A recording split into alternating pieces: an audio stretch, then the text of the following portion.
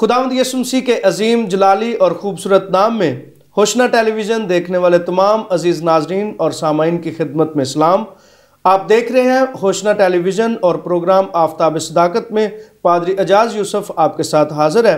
खुदावंद की शुक्रगुजारी करते हैं जो ज़िंदा खुदा हमें हर रोज़ एक नई सुबह अता करता है, जिसमें हम खुदा के मुक़द्दस कलाम के साथ अपने दिन भर की बरक़ात का आगाज़ करते हैं। और हमारे साथ हर रोज़ खुदा के खुदाम आते हैं और हमें खुदा के कलाम से रहनुमाई देते हैं। आज भी हमेशा की तरह हमारे साथ खुदा के खादम मौजूद हैं, जिनका नाम पास्टर क्रिस नियामत है, जिनका ताल्लुक़ बस्ती बलोचा शेखुपुरा से है और बस्ती बलोचा में खुदा के मुक़द्दस कलाम की खिदमत सर अंजाम देते हैं। हम पादरी साहब के शुक्रगुजार भी हैं और प्रोग्राम आफ्ताब सदाकत में आपको वेलकम कहते हैं। खुदावंद की शुक्रगुजारी हो। आइए सब मेरे साथ खुदावंद के मुक़द्दस कलाम की तिलावत सुने। मेरे साथ खुदावंद के पाक कलाम में से हवाला निकालें। ज़बूरों की किताब ज़बूर नंबर 112 और उसकी पहली 3 आयात की तिलावत हम सुनेंगे।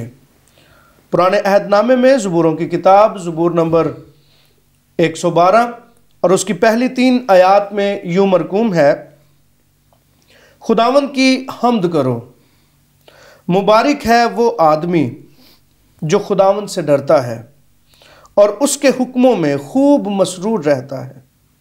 उसकी नस्ल ज़मीन पर ज़ोरावर होगी, रास्तबाजों की औलाद मुबारक होगी। मालो दौलत उसके घर में है और उसकी सदाकत अबद तक कायम है। खुदावंद के मुक़द्दस कलाम की ये तिलावत हम सब की ज़िंदगी के लिए बरकत का बायस हो। खुदावंद का शुक्र हो, आमीन। आइए हम अपने सर खुदावंद की हुजूरी में झुकाएं, दुआ मांगें और मैं चाहता हूँ कि पास्टर क्रिस नियामत साहब इस दुआ में रहनुमाई फरमाएं। जलाल के बादशाह खुदा कदूस मेहरबान बाप, लश्करों के खुदा यीशु नाम में हम तेरे में आते हैं।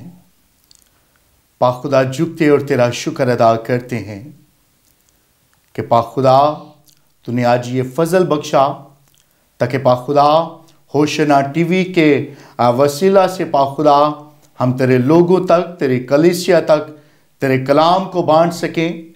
तो पाक खुदा यीशु नाम में पाक खुदा हम मिन्नत करते हैं कि जितनी देर पाक खुदा हम तेरे कलाम पर पाक खुदा बातचीत करते हैं, तेरे कलाम को सीखते हैं, सुनते हैं, तो पाक खुदा मिन्नत करते हैं कि अपने पाक रूह के वसीला से पाक खुदा तो हमारी रहनुमाई करना, हमारी मदद करना, सीखने और सारे सिखाने के अमल में पाक खुदा तेरा पाक रूह हमें गाइड करे, ताकि पाक खुदा हम बेहतर तौर से पाक खुदा तेरे कलाम को बयान करें और बथेरी जिंदगियों के लिए बरकत का सबब ठहरे। पाक खुदा यीशु मसीह के पाक नाम में पाक खुदा मिन्नत करता हूँ कि पाक खुदा तू होशना टीवी को और सारी टीम को, खुदा के खादमों को पाक खुदा तू ब्लेस करना, ताकि पाक खुदा हमारा सीखना सिखाना पाक खुदा बथेरों के लिए बायस बरकत ठहरे। तो ले और बड़ी बरकत अता कर यीशु नाम में, आमीन आमीन।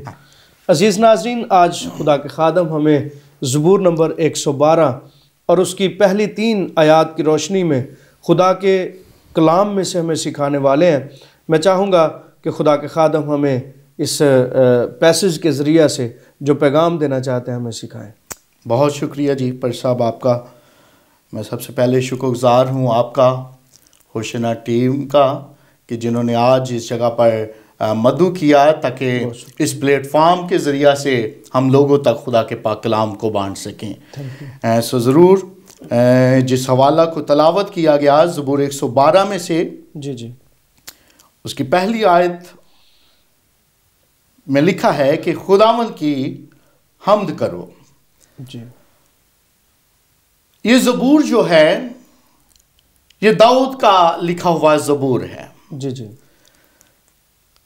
और दाऊद जो है बजाते खुद खुदा की हम्द करने वाला शख्स है। जी बिल्कुल, खुदा की स्ताइश करने वाला शख्स है, खुदा की शुक्रगुजारी करने वाला शख्स है। जी और इसकी जिंदगी खुदा की शुक्रगुजारी से भरी हुई है। ऐसे ही।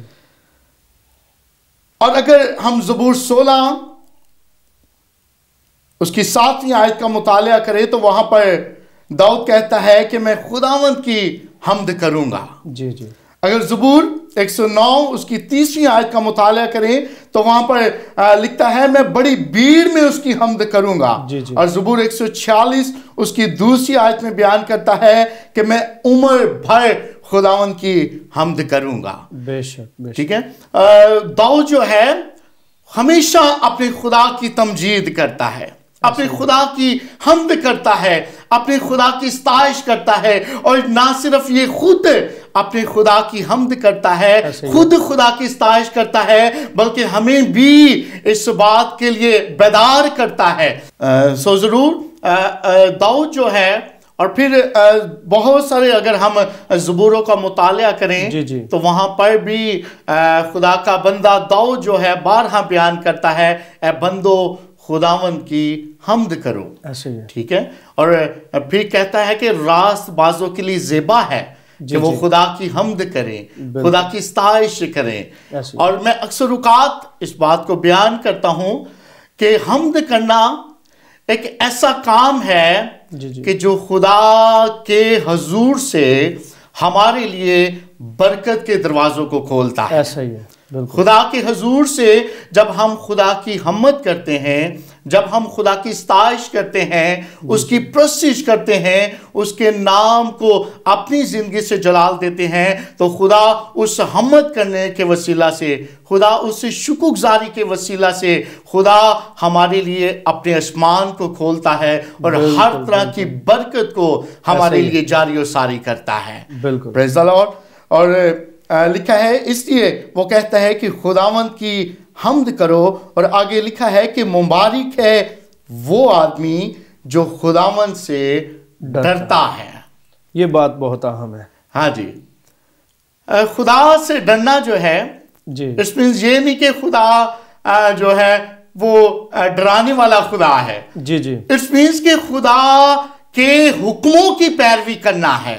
بالکل. خدا کے حکموں پر چلنا, اس کی تعلیمات پر چلنا, اس کے کلام پر عمل کرنا, یہ اس کا ڈر اور اس کا خوف ہے. بالکل. جب ہم خدا کے ساتھ چلتے ہیں, خدا سے ڈرتے ہیں, تو یاد رکھیے کہ خدا کوئی بھی ایسی برکت نہیں جو ہم سے اپنے لوگوں سے باز رکھے. لکھا ہے کہ جب تم برے ہو کر اپنے بچوں کو اچھی چیزیں دینا جانتے ہو تو میں تمہارا آسمانی باپ تمہیں اچھی اچھی چیزیں, تمہیں اچھی اچھی برکتیں کیوں نہ دوں گا. بالکل ایسے. پریز دی لارڈ.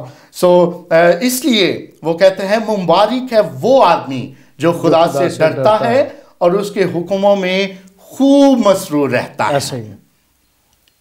خدا کے حکموں میں مسرور رہنا اور خدا سے ڈرنا, میں اس کو تھوڑا سا اس طرح سے سمجھتا ہوں کہ جس طرح ہم کسی شخص کے ساتھ محبت کرتے ہیں, اس کا احترام کرتے ہیں, تو پھر احتراماً ہم اس کی ہر ایک بات کو بھی مان لیتے ہیں.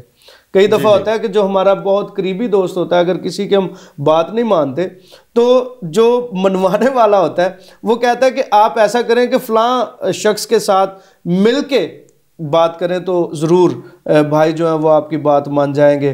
تو اس طرح سے یہاں پر بھی خدا کے بندہ کا یہی مقصد ہے کہ مبارک وہ شخص ہے جو اس طرح کا ڈر رکھتا ہے. یہ نہیں کہ خوف جس سے انسان پریشان ہو جائے, وہ والا خوف نہیں ہے, وہ والا ڈر نہیں ہے. تو وہ ڈر ہے جس کے سبب سے پھر ہم اگلی جو بات ہے کہ اس کے حکموں میں خوب مسرور رہتا ہے. جی. ابراہیم کے تعلق سے ہم جانتے ہیں ایسے ہی ہے کہ ابراہیم خدا سے ڈرنے والا تھا. بالکل. خدا کے ڈر اور اس کے خوف کے اندر رہنے والا شخص تھا. ایسا ہی ہے. اور لکھا ہے کہ جب خدا نے ابراہیم کو آواز دی کہ تو اپنے ناطے داروں کو چھوڑ, اپنے گھر کو چھوڑ اور تو نکل اور اس ملک میں جا جو میں تجھے بتاتا ہوں. بالکل. اور لکھا ہے کہ وہاں پر ابراہیم نے کچھ بھی نہیں کہا, خاموش ہے بالکل.